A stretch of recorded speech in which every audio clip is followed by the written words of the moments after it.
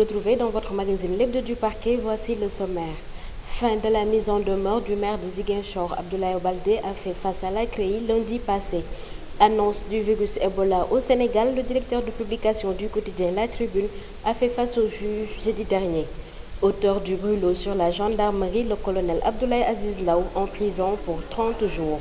Poursuivi pour viol sur mineur et pédophilie, B. Senghor, étudiant en 6e année de médecine, fixé sur son sort le 20 août prochain. Le développement, c'est dans un instant.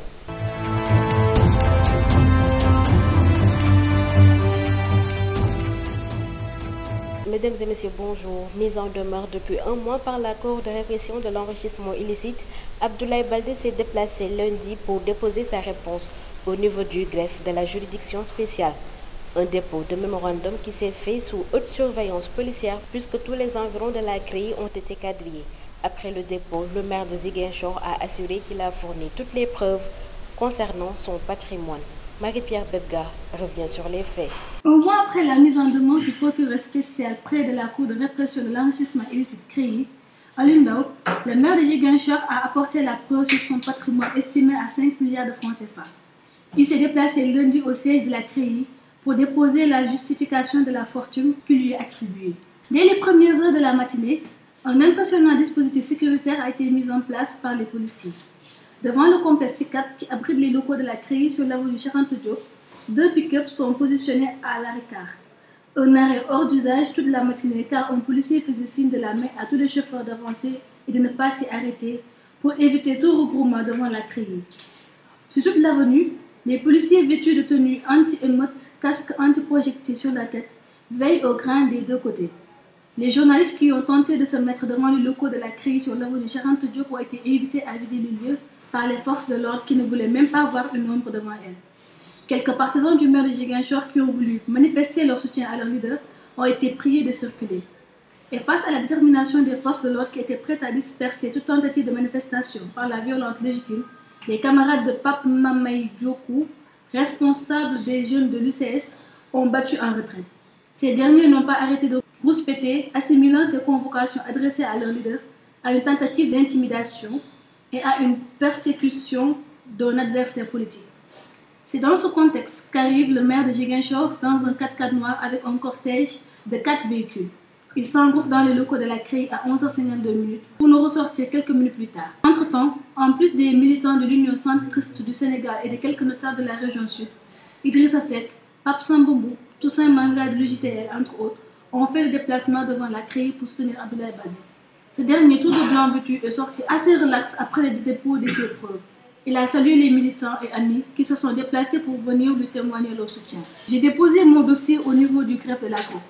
J'ai donné mes preuves, j'ai répondu sur le plan du droit sur leur accusation. Au-delà de ça, on a fourni aussi près de 1000 pages de preuves et d'annexes et un rapport d'expertise immobilière qui atteste de la valeur de mes maisons, même s'il y a une maison qui est mise en hypothèque et normalement ne fait pas partie de mon patrimoine, mais ils l'ont incluse dans l'accusation. J'ai tout prouvé et j'ai montré que tous mes biens ont été acquis illicitement, a dit Abdoulaye Baldé au sortir de la CREI. L'alerte du journal La Tribune selon laquelle 5 personnes seraient atteintes du virus Ebola au Sénégal risque de coûter cher à son directeur de publication. Convoqué lundi par les enquêteurs de la division des investigations criminelles, Félix Zalé a été placé en garde à vue au commissariat du port. Il a fait face au procureur de la République qui l'a placé sous mandat de dépôt mardi. Écoutons Henri-François Sarr. Le directeur de publication du journal La Tribune n'est pas sorti indemne de son face-à-face avec les limiers de la division des investigations criminelles qui l'ont placé en garde à vue au commissariat du port après 21 heures au terme d'un interrogatoire qui a duré de très longues heures. Convoqué à 15 heures, Félix Nzalé n'a commencé à répondre aux questions des limiers que vers 19 heures. En sa qualité de directeur de publication, il lui est reproché d'avoir titré à la une de son journal « Alerte 5 cas d'Ebola au Sénégal ». En filigrane, l'éditeur semble s'alarmer sur la timidité de la campagne de communication contre ce virus ravageur et s'interroge sur les questions qui empêchent le Sénégal de fermer ses frontières avec la Guinée, où des cas ont été notés. C'est après 21 heures que le directeur de publication de la Tribune a franchi le seuil de la porte de la brigade des affaires générales, escorté par 2 limiers en civil. Vêtu d'un jean d'une couleur bleue, assorti d'une chemise en rayures de manches courtes Félix Zale, le sourire en coin, échange quelques poignées de main avec les rares journalistes venus lui témoigner leur soutien avant de poursuivre son chemin avec sa garde qui dissimulait difficilement ses armes. Merci Henri. Après son face-à-face avec le juge, Félix Zale est condamné à 1 an de prison avec sursis. Le colonel Abdoulaye Aziz Ndao a reçu le couperet de sa hiérarchie. Il a été envoyé en prison pour 1 mois. L'auteur du brûlot pour l'honneur de la gendarmerie écope d'un arrêt de rigueur d'1 mois qu'il devra purger. Auparavant, il a reçu une demande d'explication à laquelle il a répondu en assumant ses écrits. Voici le récit de Marie-Pierre Bebga. S'exprimant récemment sur les ondes de la Voix de l'Amérique, le président de la République avait laissé clairement entendre que le colonel Abdou Aziz Ndao allait répondre de ses actes pour avoir outrepassé le règlement en vigueur dans l'armée. Les sanctions disciplinaires ont manifestement commencé à tomber. Hier, l'auteur du brûlot pour l'honneur de la gendarmerie a reçu le glaive de sa hiérarchie. Il est soumis à un arrêt de rigueur pour un délai de 30 jours. Une sanction propre à la discipline militaire où le colonel Abdoulaye Ndao sera dans une sorte de prison, mais il pourra recevoir des visites.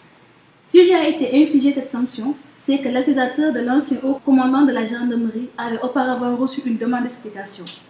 Dans sa réponse, le colonel Abdou Aziz Ndao a assumé entièrement ses écrits, suffisamment pour conduire sa hiérarchie à prendre la mesure. Cependant, tout n'est pas perdu. Selon son conseil maître Demba Cissé, la décision est susceptible de recours. Pour lui d'ailleurs, écrire un livre, selon lui, n'est pas un délit au vu de l'article 65 du Code de procédure pénale. Selon l'avocat, si le colonel Ndao a écrit son brûlot, c'est tout simplement parce qu'il a sonné l'alerte pendant 7 ans en écrivant aux autorités, mais sans aucune réaction de ces dernières. Il a écrit pour sauver l'armée qu'il a servi pendant 40 ans. Il aurait pu être poursuivi pour non-dénonciation de crime ou pour complicité par abstention, s'il n'avait pas écrit le livre. Il fallait donc qu'il prenne ses responsabilités devant l'histoire et au nom de la règle de la transparence pour donner ces informations au public, justifie la robe noire. L'avocat souligne également que son client est entré en prison en parfait état de santé. Merci Marie-Pierre. B. Senghor est poursuivi pour viol sur mineur et pédophilie. C'est sa cousine M.M. Tal, l'homonyme de sa maman, âgée de 11 ans, qui l'a accusé de l'avoir violée à 3 reprises.